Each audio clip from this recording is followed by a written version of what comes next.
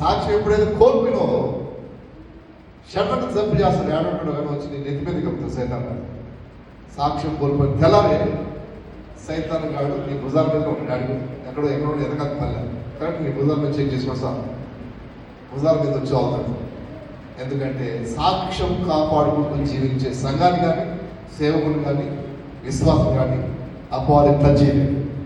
ఎప్పుడైతే సాక్ష్యం కోల్పోతావో కరెక్ట్గా వచ్చి చేస్తాడు భుజాల మీద. హల్లెలూయా.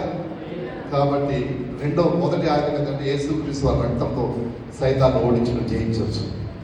రెండో ఆయుధం ఈ సాక్ష్యాన్ని, దేవుడికి ఇచ్చిన సాక్ష్యాన్ని కాపాడుకుంటూ జీవించినంత కాలం విజయం ఇదే, సైతాను ఓటమి పాలవుతూ ఉంటాడు. మూడవ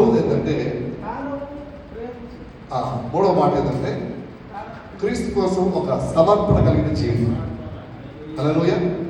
క్రీస్తు కోసం ఒక డెడికేషన్, ఒక కమిట్మెంట్, ఒక సమర్పణ కలిగిన జీవితం జీవిస్తేనే సాధ్యమైంది తప్ప ఈ భక్తి లేకపోతే సాధ్యం కాదు.